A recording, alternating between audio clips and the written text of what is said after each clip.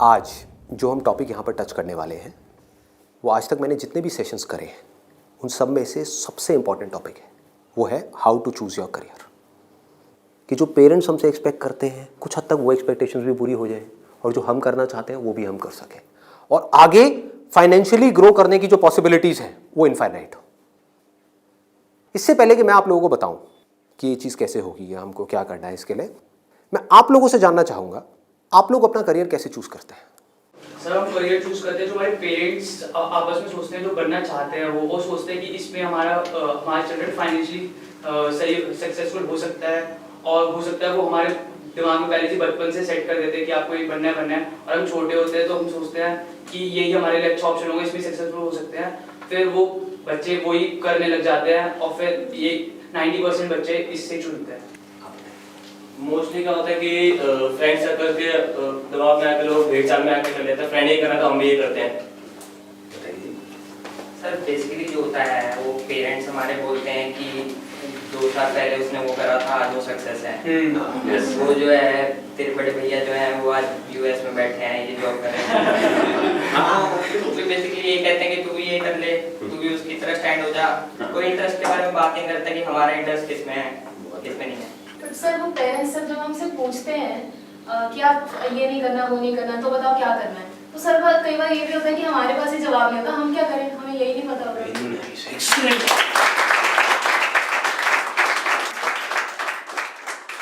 इसमें गलती पेरेंट्स की भी नहीं है। जैसे मैं आपको बोलता हूँ कॉमर्स, कुछ लिमिटेड ऑप्शंस माइंड में आते हैं। क्या आते हैं? सीए आता है और बीकॉम आता है और बीबीए आता है, एमबीए आता है, सीएफए आता है, और कोई ऑप्शन आता है? आता ही नहीं है। तो ध्यान से देखो क्या हो रहा है। हम सब बच्चों की सोच एक जैसी है, सब पेरेंट्स की सोच एक जैसी है। तो ये पेरेंट्स की सोच किसने बनाई? क्या उनकी गलती है? इस पूरी की पूरी सोसाइटी ने मिलकर बनाई। पेरेंट्स की सोच बनी और पेरेंट्स से बचपन से आज तक जो उन्होंने सुना देखा करा वहां से आपकी सोच बनी आपके पेरेंट्स से। तो अल्टीमेटली आप में और आपके पेरेंट्स में कोई फर्क नहीं है, उनको ब्लेम मत करो। आपकी सोच भी उनके जैसी ही है। अगर नहीं है तो बताओ कोई और ऑप्शंस। नहीं आते ना माइंड में? साइंस में बोलता हूं, साइंस बैकग्राउंड, क्या ऑप्शंस आते हैं माइंड में? इंजीनियरिंग। इंजीनियरिंग में भी क्या आता है? जैसे इंजीनियरिंग वर्ड आता है क्या आता है माइंड में? आईआईटी आता है। ठीक है। मेडिकल में क्या आता है? एमबीबीएस, सर्जन्स, और कुछ? No sir. बस यही है। देखो हमारी सोच कितनी लिमिटेड हो गई है। माइंड में कुछ आता ही नहीं है तो करेंगे कैसे? आपके माइंड में कुछ आएगा तभी तो वो चीज होगी। अगर माइंड में हिमालय नाम का पहाड़ होगा तभी तो उस पर चढ़ोगे। माइंड में हिमालय है ही नहीं तो कैसे चढ़ोगे? वहां तक जाना तो बहुत दूर की बात है। क्या करोगे? तो क्या होगा आपके साथ में? वही जो उन सब लोगों के साथ में हो रहा है जिनकी सोच ऐसी है। अपने आसपास में देख लो क्या हो रहा है उन लोगों के साथ में। अगर हम चाहते हैं हमारे साथ में कुछ अलग हो तो हमें क्या करना पड़ेगा? अपनी सोच को तोड़ना पड़ेगा। सबसे पहले समझेंगे कि एग्जैक्टली हो क्या रहा है, फिर ये देखेंगे कि हम क्या कर सकते हैं और क्या करना है। इसको आप पीछे सर्कुलेट कर दीजिए।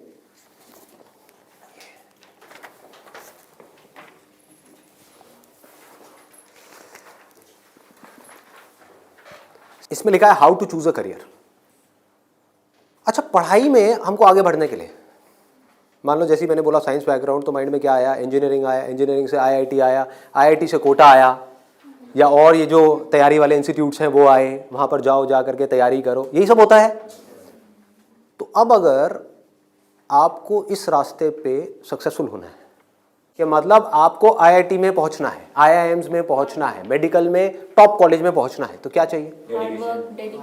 हार्डवर्क से काम हो जाएगा। आराम से सोचो, आराम से सोचो। ये जो सोच है ना हमारी वो बड़ी खतरनाक बनी हुई है। उसी सोच पे क्वेश्चन मार्क लगाना है। हार्डवर्क सबसे ज्यादा कौन करता है? एक रिक्शे वाला, लेबरर सक्सेसफुल हो जाता है वो। ऐसे बच्चे देखे हैं जो बहुत हार्डवर्क करते हैं और तब भी नहीं हो पाता उनका, और ऐसे बच्चे हैं जो इतना हार्डवर्क नहीं करते हैं, अपनी लाइफ में एक बैलेंस बनाते हैं, मतलब घूमते फिरते भी हैं, मजे भी करते हैं, साथ साथ में पढ़ाई भी करते हैं और वो टॉप कर जाते हैं। तो इसका मतलब क्या है? हार्डवर्क पे क्वेश्चन मार्क लगाओ। हार्डवर्क इंपॉर्टेंट है, लेकिन हार्डवर्क भी अगर सही डायरेक्शन में ना किया जाए तो बकवास है।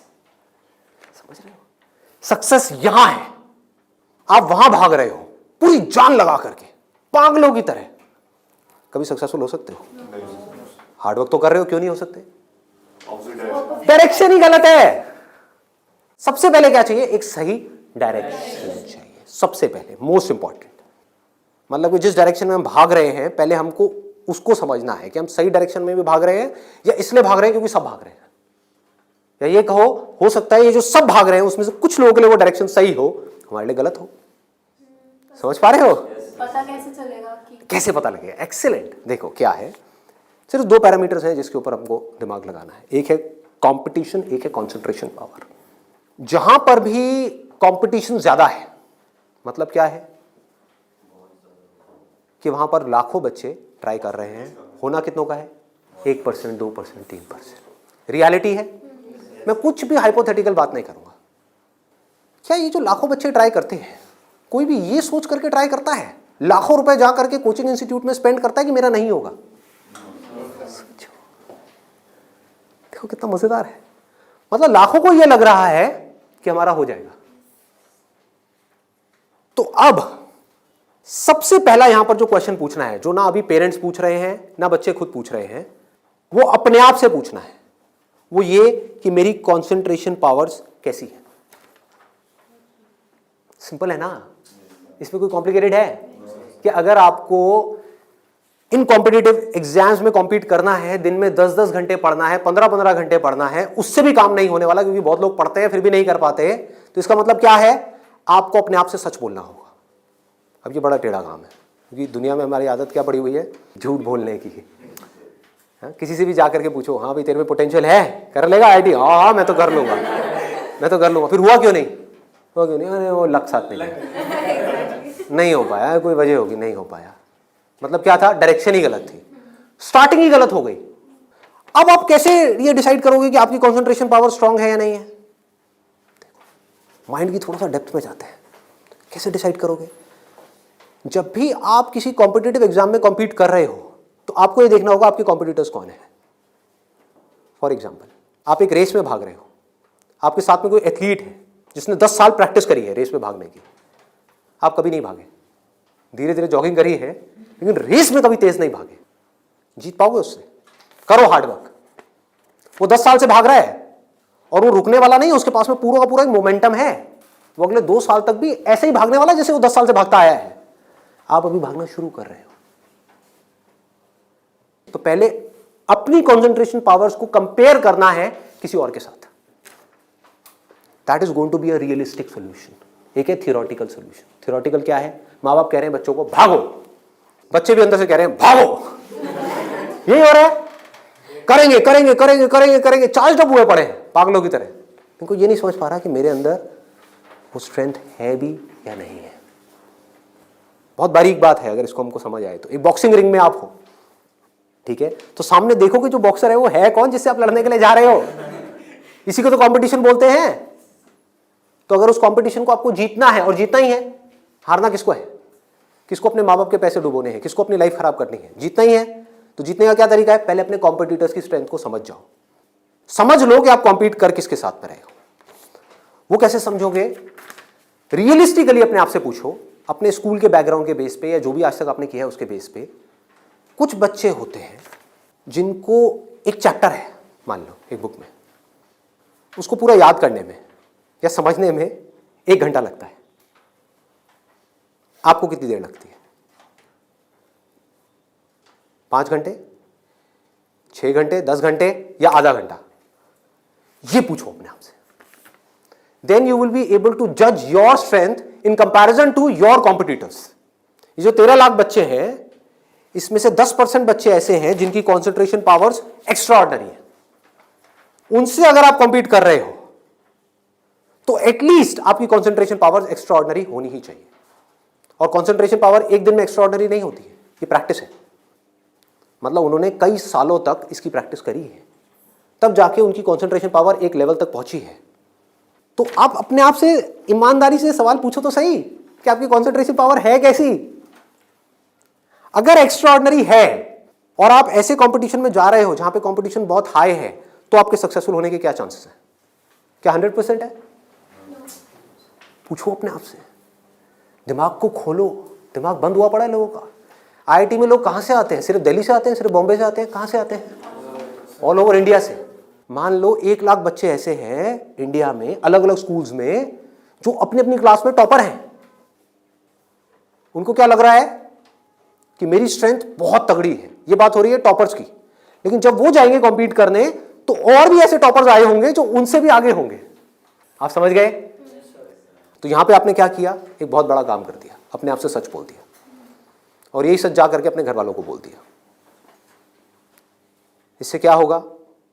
आप एक ऐसे कंपटीशन से बच सकते हो जहां पर आपके हारने के चांसेस बहुत ज्यादा है, क्योंकि एक्चुअल में कंपटीशन है किसके बीच में? देखो, उन लोगों के बीच में जिसमें पोटेंशियल है। एक रेस हो रही है ओलंपिक्स में, वो किसके लिए है?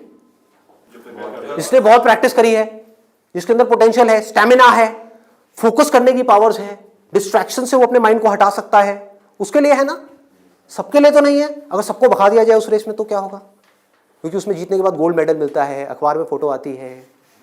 अखबार में फोटो आती है ना, इन कोचिंग इंस्टीट्यूट्स की फोटो आती है, नाम लिखे होते हैं, ऑल इंडिया रैंक ये है, ये है, ये है। उसको देख करके क्या होता है माँ बाप की हालत?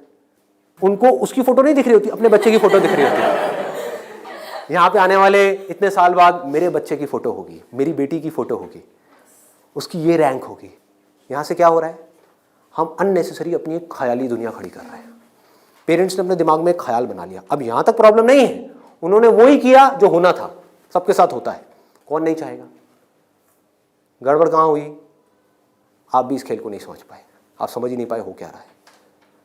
ये जो कोचिंग इंडस्ट्री है आज की डेट में 1.5 लाख करोड़ की इंडस्ट्री है। ये पैसा कहाँ से आ रहा है? हम सब से आ रहा है, हमारी जेब से आ रहा है। तो अगर इस खेल को हम समझ जाएं, हमारे पेरेंट्स नहीं भी समझ पा रहे क्योंकि वो तो सपने देखेंगे ही, और हम जाकर के बोले ये सपना आप अभी रोक दो, उन पे लगाम लगाओ, देखो पहले कि आपका बच्चा कहाँ स्टैंड करता है। गाड़ी आपके पास में 800 और कॉम्पीट करने की बात कर रहे हो फेरारी वालों से, बट इसका मतलब ये नहीं है 800 बुरी है। आप समझ गए मेरी बात? रेस में बुरी है, बट दिल्ली की सड़कों पे, पुरानी दिल्ली में फेरारी अच्छी है, 800 अच्छी है? 800 अच्छी है, ज्यादा सक्सेसफुल है। बट वही अगर उस रेस में चली जाए जिसमें सब भाग रही हैं और सारी 800 नहीं है, फेरारीज है, एक से एक फेरारीज है, किसमें कितनी आग लगी हुई है वो आपको पता ही नहीं है। आप समझ पा रहे हो? कोई आ रहा है कहीं से, उस बच्चे में कितनी आग है और कितना पोटेंशियल है वो आप सपने में भी नहीं सोच सकते, और आप उससे लड़ने की बात कर रहे हो। किस बेस पे? क्योंकि मेरे घर वालों ने ये सपना देखा है और मुझे सपने को सच करना है। पोटेंशियल है या नहीं है? पूछो अपने आप से, तो आपको क्लियर कट जवाब मिलेगा। क्लियर कट 10% लोग ऐसे होते हैं जिनमें एक्चुअल में पोटेंशियल है इन एग्जाम्स में कॉम्पीट करने का। तो if you are there in that top 10% category, तो अब आपका हार्डवर्क यहां पे काम आने वाला है। Depending upon your hard work, बशर्ते आपके अंदर पोटेंशियल हो। फॉर एग्जाम्पल फेरारीज की रेस हो रही है, उसमें आपने पूरी जान लगा दी, एक सेकंड के लिए भी डिस्ट्रैक्ट नहीं हुए। ठीक है, डिस्ट्रैक्ट होने में 1 सेकंड लगता है। डिस्ट्रैक्शंस वाला मेरा सेशन है पावर ऑफ फोकस, वो देखा होगा आप लोगों ने। बहुत तरह की डिस्ट्रैक्शंस है। मान लो आप हो तो फेरारी, लेकिन डिस्ट्रैक्ट हो गए, रुक गए, रेस यहां हो रही है, आप यहां चले गए, आउट है कि नहीं? तो आपको पूरी तरह से फोकस्ड रहना पड़ेगा, हार्डवर्क करना होगा, डेडिकेशन चाहिए, डिजायर चाहिए, सब कुछ चाहिए। लेकिन सबसे पहले क्या चाहिए? इंजन में दम होना चाहिए, अंदर वो पोटेंशियल होना चाहिए, एक्स्ट्रा ऑर्डिनरी कॉन्सेंट्रेशन पावर्स होनी चाहिए। ये बात हमको समझ क्यों नहीं आ रही है? अब क्यों चाहिए कॉन्सेंट्रेशन पावर्स? कभी सोचा है? 2 तरह के काम है इस दुनिया में, एक वो जिसमें हमारा इंटरेस्ट है, दूसरा वो जिसमें इंटरेस्ट नहीं है। जहां इंटरेस्ट नहीं है वहां पर कॉन्सेंट्रेशन पावर्स का स्ट्रांग होना बहुत जरूरी है, जहां है वहां पर नहीं है, क्योंकि वहां तो ध्यान लग जाता है। वीडियो गेम खेलने के लिए कॉन्सेंट्रेशन पावर चाहिए क्या?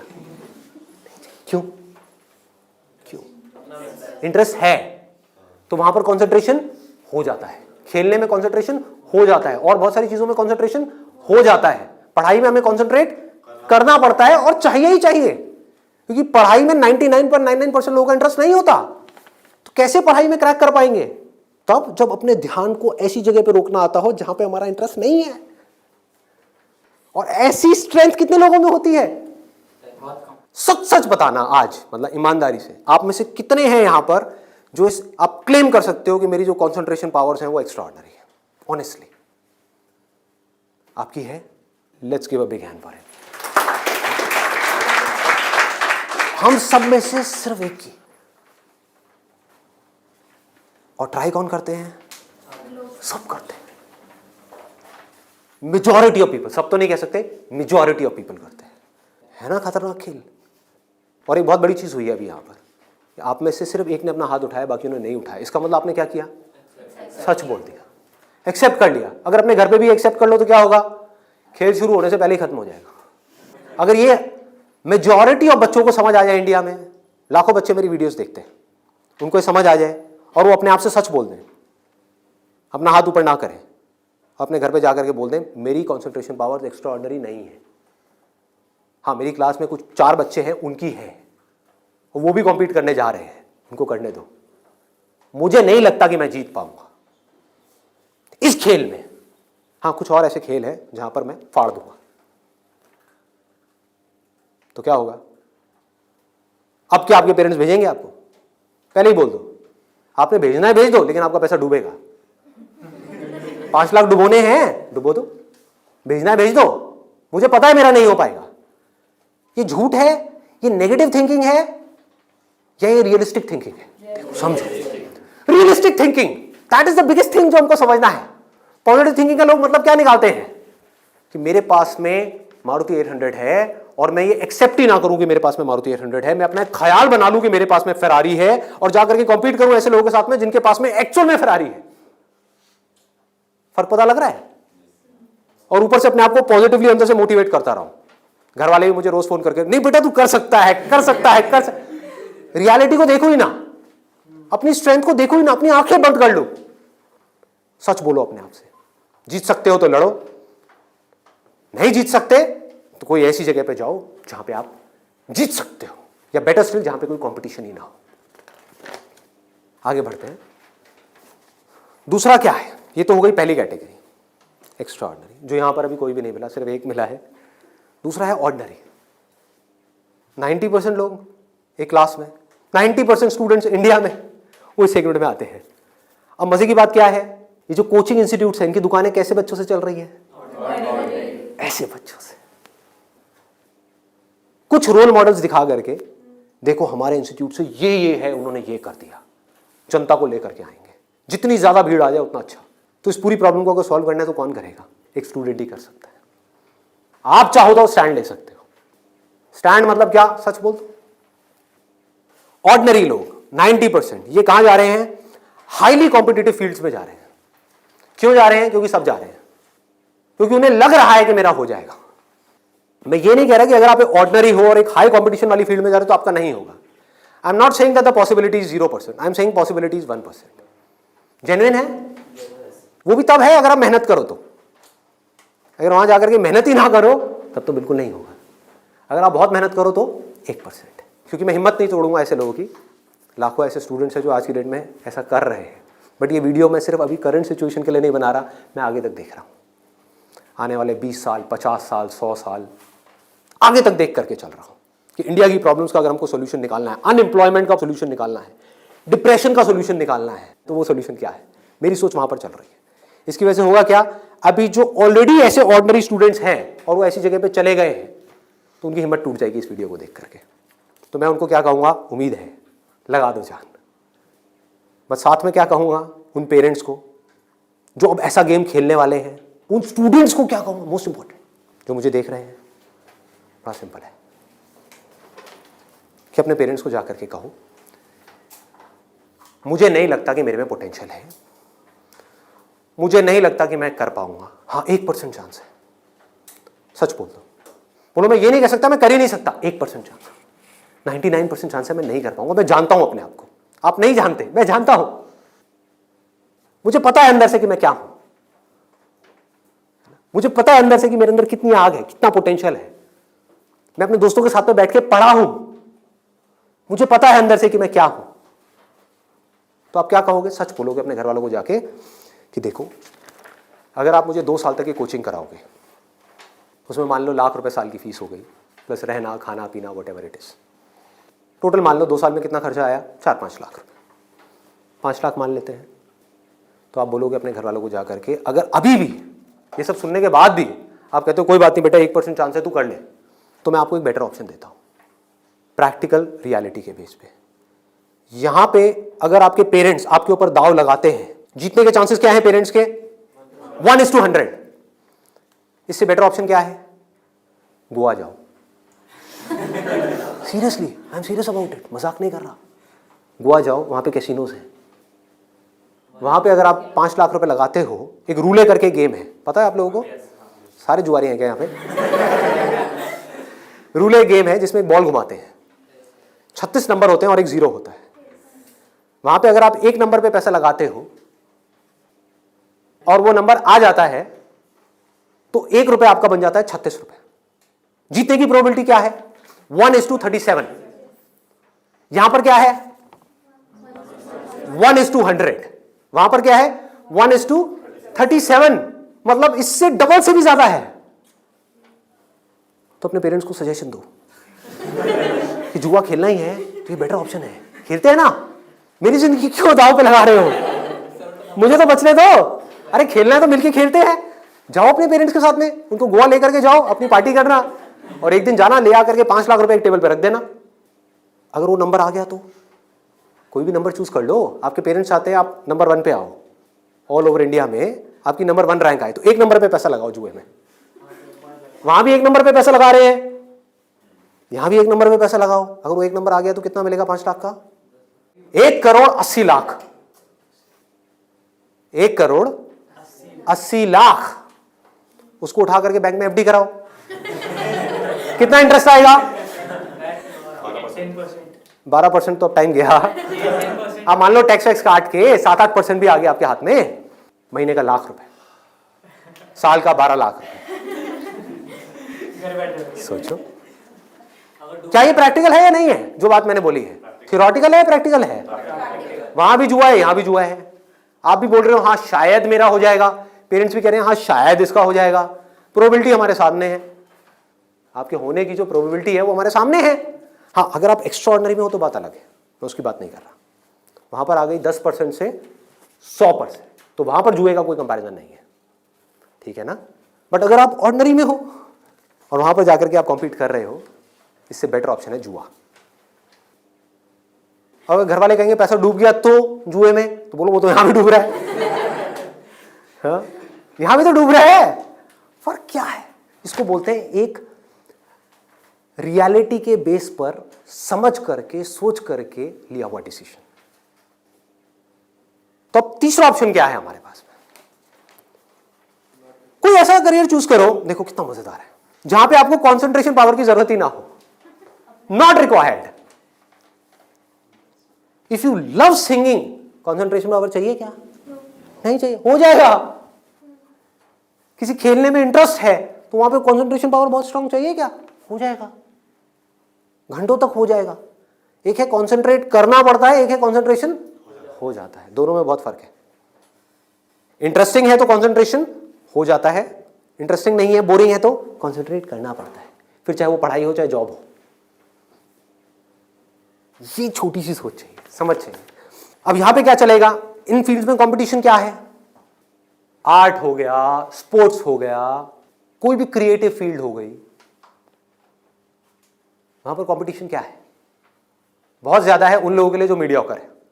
लेकिन अगर आपके अंदर टैलेंट है, कोई कंपटीशन नहीं है, क्योंकि दोनों को आपस में कंपैरिजन किया ही नहीं जा सकता, कोई नंबर्स नहीं है ना।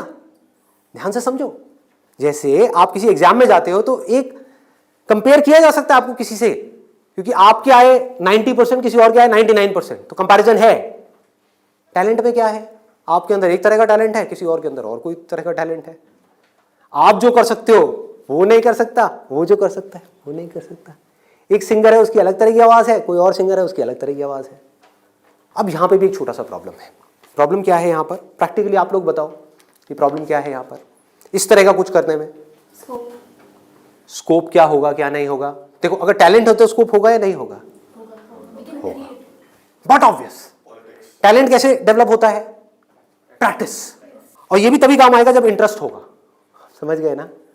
जितना ज्यादा इंटरेस्ट होगा उतना ही ज्यादा पैशन होगा, जितना ज्यादा पैशन होगा उतना ही ज्यादा पैशन के साथ प्रैक्टिस करोगे, जितना प्रैक्टिस करते चले जाओगे उतना ही टैलेंट बढ़ता चला जाएगा, जितना आपका टैलेंट बढ़ता चला जाएगा आपके लिए कंपटीशन उतना ही कम होता चला जाएगा। क्लियर है ना? बट आप इन सारे रूट से भागने के लिए वहां पर जा रहे हो तो भगवान ही मालिक है आपका। समझ गए? पढ़ाई के टॉर्चर से बचने के लिए जबरदस्ती कोई ऐसा काम नहीं है जो आपको बहुत इंटरेस्टिंग लगता है फिर भी आप कर लो, आप कहो हाँ ये सही है, तो आपका वही हाल होगा जो वहां पे कंपटीशन में बाकी लोगों का हो रहा है। मतलब आपको जेन्युइनली चूज करना होगा कोई ऐसा interest which you are extremely passionate about, extremely passionate about. ठीक है, इससे भी एक स्टेप आगे बढ़ते हैं। यहां पे प्रॉब्लम एक है बहुत सिंपल सी, जो मेरे पास में कमेंट्स आते हैं कि हमें पता ही नहीं है कि ऐसा इंटरेस्ट क्या है। I don't know what that interest is. मेरे लिए ऐसा कोई इंटरेस्ट नहीं है, कोई ऐसा टैलेंट नहीं है, कोई ऐसी स्किल नहीं है जो मैं कह सकूं कि हाँ इसके बेस पे मैं अपनी पूरी लाइफ स्टेक पे लगा सकता हूं। उनके लिए क्या सोल्यूशन है? आपके घर वाले चाहते हैं आपको डिग्री मिले, आप चाहते हो कुछ अपना करना, फाइनेंशियली भी सक्सेसफुल हो जाओ, तो उसका ऑप्शन क्या है? ये रहा। यानी कि आप बहुत ज्यादा टफ एग्जाम्स को क्रैक नहीं कर सकते, बहुत ज्यादा टफ पढ़ाई नहीं कर सकते, लेकिन आप पढ़ सकते हो। तो आप एक ऐसी फील्ड चूज करते हो जहां पे कंपटीशन लो है, जहां पे कंपटीशन कम है, और अगर वहां पर आप स्मार्ट वर्क करने लग जाओ तो आपके जीतने के जो चांसेस हैं, सक्सेसफुल होने के चांसेस हैं, that starts from 10% and goes up to 100%, as good as उन लोगों के कंपैरिजन में जो यहां पर टॉप पर है। और यहां पर कोई लिमिट नहीं है कि हम क्या कर सकते हैं। स्मार्ट वर्क को मैंने नीचे डिफाइन भी किया हुआ है कि what does smart work mean.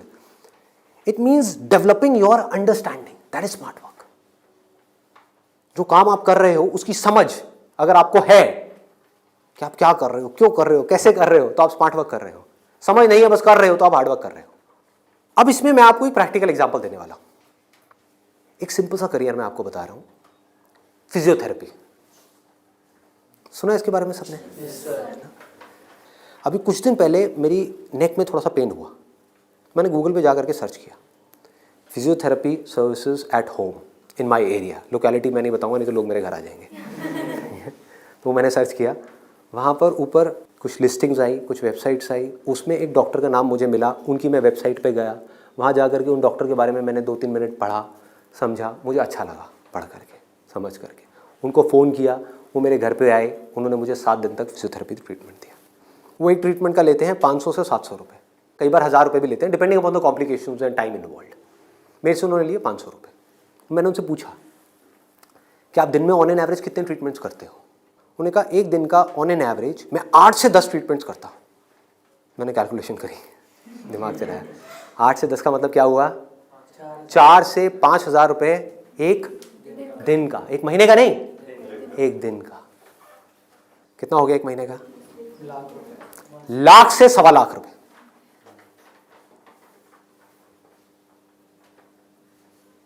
अभी उनको 4 साल हुए अपनी फिजियोथेरेपी करे हुए, ये नहीं है कि 40 साल हो गए, 4 साल। समझ रहे हो क्या किया उन्होंने, कैसे किया उन्होंने? वो सब आ जाता है स्मार्ट वर्क के अंदर। उन्होंने हार्ड वर्क नहीं किया, स्मार्ट वर्क किया। ज्यादातर लोग क्या करते हैं, एक हाईली कॉम्पिटिटिव फील्ड के अंदर जाकर के कॉम्पीट करते हैं, वहां होता है नहीं, जाकर के किसी लोकल कॉलेज में फंस जाते हैं, वहां से निकल करके जॉब के लिए धक्के खाते हैं। इसके आगे सोच बढ़ ही नहीं पाती है। जॉब नहीं मिल रही तो दुखी हो जाते हैं, उसके बाद में जब बहुत टाइम तक जॉब नहीं मिल रही होती तो जो भी जॉब होती है, जैसी भी जॉब होती है, कर लेते हैं। होता है प्रैक्टिकली ऐसा है? नहीं होता है। पढ़ाई करिए किसी फील्ड में, जॉब कर रहे हैं किसी और फील्ड में, मतलब कि वो पढ़ाई करी वो बेकार हो गई। स्मार्ट वर्क किसे कहते हैं? आप एक फिजियोथेरेपी कॉलेज में गए, कोई टॉप कॉलेज नहीं जहां पे अगेन कंपटीशन है, किसी लोकल कॉलेज से। क्योंकि कोई भी जब फिजियोथेरेपी कराता है तो पूछता नहीं आपने कौन से कॉलेज से किया है। मैंने नहीं पूछा, कोई नहीं पूछता। तो किसी भी कॉलेज से अच्छे से जा करके आप स्टडी करके आ गए, डिग्री लेकर के आ गए, आप कहीं भी जाओगे कभी भी आपको जॉब तो मिल ही जाएगी, जो सुन करके आपके घर वाले कन्विंस हो जाएंगे, कहेंगे हाँ ठीक है, एक बैकअप प्लान तो है। तो एक ऐसा रास्ता जहां पर वर्स्ट केस सिनेरियो में आपको जॉब भी मिल जाए, लेकिन बेस्ट केस सिनेरियो की कोई अपर लिमिट ना हो। अब बात आती है कैसे करोगे आप इस चीज को। इसका स्कोप देखो, कि आने वाले टाइम में अभी जितनी तेजी से मोबाइल, लैपटॉप, कंप्यूटर सब लोग इस तरह भाग रहे हैं, सबके ये प्रॉब्लम्स आनी ही आनी है।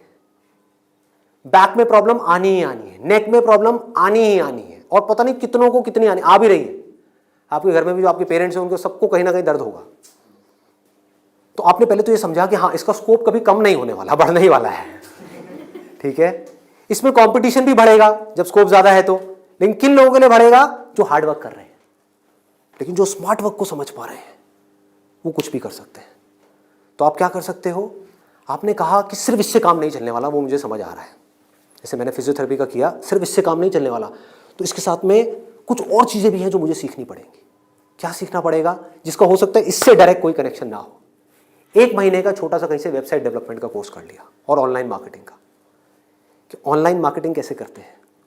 गूगल में जब भी आप कुछ सर्च करते हो तो वहां पे एड्स आती हैं, उसको बोलते हैं गूगल एडवर्ड्स। ये किस तरह से काम करता है? आपने कहा ऑनलाइन मार्केटिंग मैंने सीख ली, उसके अलावा मुझे अपनी कम्युनिकेशन स्किल्स पे काम करना होगा, क्योंकि अगर मैं कहीं जा रहा हूं, किसी से बात कर रहा हूं और मैं बेवकूफ लग रहा हूं बात करने में, तो कोई मुझे दोबारा क्यों बुलाएगा? तो आपने क्या किया? कम्युनिकेशन स्किल्स का एक कोर्स किया 1 महीने का, उसके अलावा इंग्लिश स्पीकिंग का एक कोर्स किया 6 महीने का या 1 साल का। इस सबसे हो क्या रहा है? आप एज एन इंडिविजुअल बेटर बनते चले जा रहे हो। उसके बाद में धीरे धीरे आप अपनी एक क्लाइंटेल बनाओगे। शुरू में मान लो आपको दिन में 2 या 4 लोगों ने बुलाया, वर्स्ट केस सिनेरियो मान लो ना, घर से आप ऑपरेट कर रहे हो, अभी आपने कोई अपना क्लिनिक नहीं बनाया है, घर से आप ऑपरेट, और ये कोई थ्योरेटिकल बात नहीं है, ऐसे बहुत सारे लोग हैं जो ऑलरेडी ये काम कर रहे हैं, बहुत लोग कर रहे हैं। अपने नाम को मल्टीपल वेबसाइट्स में आप लिस्ट कर दोगे, इनको डायरेक्टरीज बोलते हैं, ऑनलाइन डायरेक्टरीज। तो ऑनलाइन सर्च इंजन में कोई भी कुछ भी सर्च करेगा तो कहीं ना कहीं वो आप तक पहुंच जाएगा, चाहे वो एक वेबसाइट के थ्रू पहुंचे, चाहे आपके थ्रू पहुंचे, चाहे एड के थ्रू पहुंचे, चाहे कहीं से भी पहुंचे, वो आप तक पहुंचेगा। अगर उनको आपने सेटिस्फाई कर दिया, अपनी बातों से भी, अपने ट्रीटमेंट से भी, ईमानदारी से, जेन्युइनली अच्छा ट्रीटमेंट कर दिया, तो वो क्या करेंगे? लोकेलिटी में रिकमेंड करेंगे, अपने फ्रेंड सर्कल में करेंगे, अपने रिलेटिव्स में करेंगे। तो धीरे धीरे क्या होगा? कुछ महीनों में क्या होगा? यहां पे थोड़ा पेशेंस रखना होगा। ये नहीं है सारा काम 1 दिन में हो जाएगा। आईआईटी में भी आपका एडमिशन हो गया तो ये नहीं कि हलवा है वहां से क्लियर करना, 4 साल तक लग करके दिन रात काम तो करना ही पड़ेगा ना, यहां भी करना पड़ेगा। तो आप सीखते जा रहे हो, समझते जा रहे हो, धीरे धीरे आपको कुछ ऐसी टेक्नोलॉजीज के बारे में पता लगेगा, कुछ ऐसे इक्विपमेंट्स के बारे में पता लगेगा। इसमें हजारों तरह के इक्विपमेंट्स हैं, हजारों तरह की चीजें हैं, अलग अलग तरह के ट्रीटमेंट्स के लिए। इतनी बड़ी फील्ड है ये। आप आने वाले टाइम में फिजियोथेरेपी का एक ऐसा क्लिनिक बना सकते हो अपनी सिटी में या कहीं पर भी, जो अपने आप में स्टेट ऑफ द आर्ट हो, मतलब ऐसा जो पूरे इंडिया में ना हो। और क्लिनिक आप ऐसे करते करते धीरे धीरे, अभी 1 दिन में या 2 दिन में नहीं होगा, मान लो 5 साल में होगा, 10 साल में होगा, 20 साल में होगा। क्लिनिक कितना बड़ा हो सकता है, कितने क्लिनिक्स हो सकते हैं, क्या क्या हो सकता है, कोई लिमिट नहीं। अगर कुछ लोग जो मेरी इन बातों को समझ पाए, जो बातें मैं कर रहा हूं, और कुछ ऐसी डायरेक्शन में जा पाए सेंसिबल तरीके से, smartly, not by doing a lot of hard work but by doing smart work, तेजी से आगे बढ़ पाए, तो आने वाले टाइम में यही वो लोग होंगे जो आने वाले टाइम में लोगों के लिए जॉब अपॉर्चुनिटीज क्रिएट करेंगे। अंदर से एक ये फीलिंग होनी चाहिए कि मुझे लोगों की प्रॉब्लम्स को सॉल्व करना है। अगर मैं कर पाया तो मेरी प्रॉब्लम्स तो सारी अपने आप सॉल्व हो जाएंगी, वो लोग करेंगे ना। अगर आपने किसी के दर्द का इलाज कर दिया तो वो आदमी आपको पता है क्या कहेगा? बताओ आपको क्या चाहिए।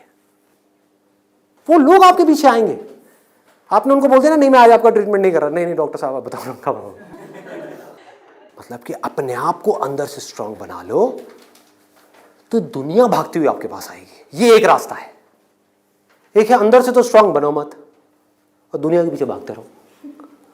भैया मेरा कुछ हो सकता है, भैया मेरा कुछ हो सकता है, भैया कहीं लगवा दो, जॉब लगवा दो, भैया ये भैया वो भैया वो। अरे काहे का भैया, समझे? ये एटीट्यूड चाहिए। ढंके की चोट पे आप काम करो। मैंने लाइफ में जो भी काम किया है बिल्कुल एटीट्यूड के साथ किया है। ये मैं कर रहा हूं, आपको चाहिए तो लो, नहीं चाहिए तो आगे बढ़ो। Does not make any difference to me, क्योंकि मैं जो कर रहा हूं आई बिलीव इन इट। मैं कोई भीख नहीं मांग रहा हूं आपसे।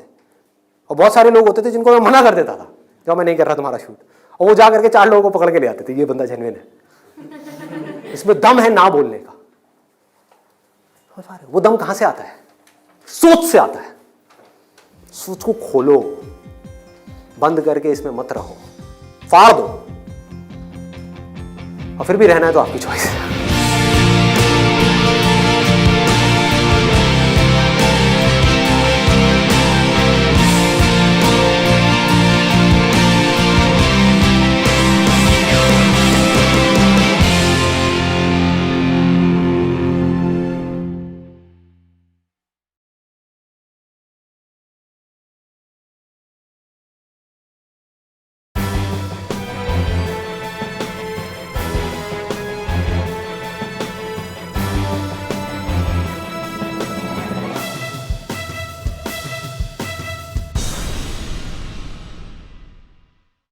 So reason number 5, some buyers only buy premium products. There's about 15 to 10% of the people in the marketplace, they only buy premium products. Ask my wife. She knows. She does not shop at Walmart. She doesn't even buy toilet paper from Walmart. Okay? Just a certain segment of the marketplace, they just don't, like you have the Nordstrom buyers, right? And then you have the Walmart buyers. Nordstrom buyers and Walmart buyers. And I'm not talking about necessities, toilet paper and detergents, all that. Yeah, people buy based on, most people where it's cheap. But for a lot of these different products, there's a certain segment of the marketplace only buy premium products. And some people will immediately jump to the top of that price point unless there's something for, it's like if I go into a place and I want to buy a suit, if they have all these suits and it's less than $1,000, I'm just not going to buy. Maybe it's perfectly good, but I'm like, the way I make a decision, if it's $1,000 suit, it's not that good. It cannot be that good. That's how I make my decisions. At least it's got to be a certain price point and up, certain brand that I go shop. So knowing that whatever you're selling, there's a certain segment in your marketplace, they would only buy premium products. Only buy premium products. So Nordstrom, good example. 10 times your finances, 10 times your business, 10 times your marketing, 10 times your life. Hit the subscribe button now.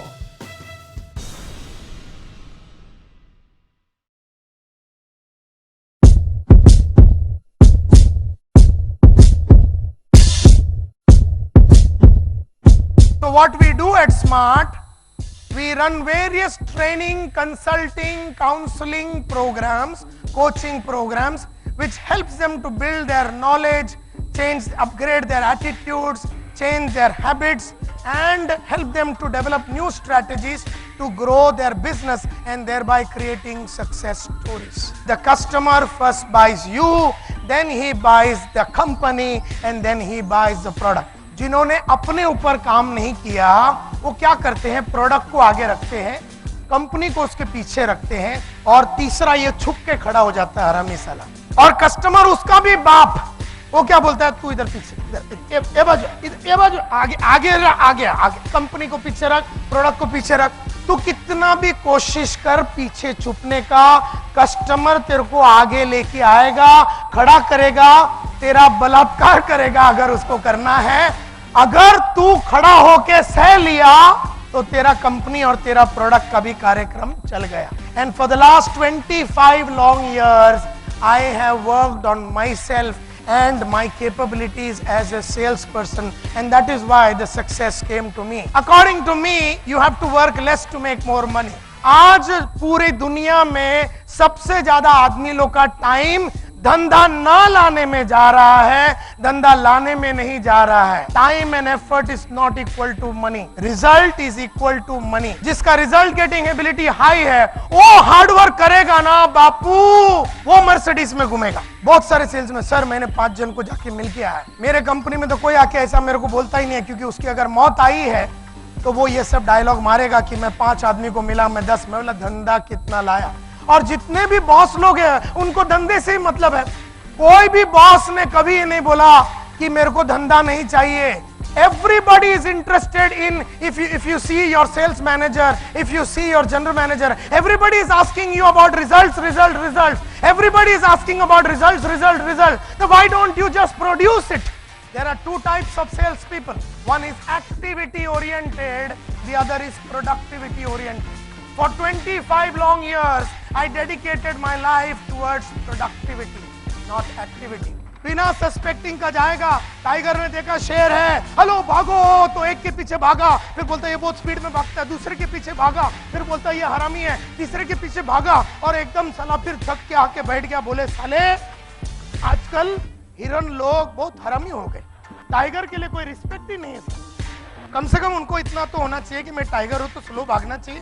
Tiger कभी ऐसा नहीं करता है, हम गधे लोग ऐसे ही करते हैं किसी के भी पीछे चला, फोन मिला नहीं, फोन मिला नहीं, अमृत भाई सीधा कार्ड मिला नहीं कि उसको फोन लगाया, और वो फोन लगा, गुड मॉर्निंग सर, मेरा नाम संतोष नायर है, मैं स्मार्ट से बात करूं, केतन भाई ने आपका रेफरेंस दिया। वो बोलता मैं I am very busy, okay sir कब फोन करूं? वो बोलता 20 साल के बाद, okay sir. MAN, M for money. क्या जिस आदमी को मिलने जा रहा हूं उसके पास पैसा है? क्या जिस आदमी को मिलने जा रहा हूं उसके पास वो पैसा देने की अथॉरिटी है? क्या जिस आदमी को मिल रहा हूं क्या उसको नीड है? तो money, authority and need. There is a scientific way to teach a child, there is a scientific way to sell, there is a scientific way to do things in life, how you do it is the art. Need and want identified है, competition low है, तो थोड़ा आराम से आप काम कर सकते। सबसे पहला कस्टमर सेल्समैन को खरीदता है, number 2 customer buys the company, and number 3 the customer buys the product.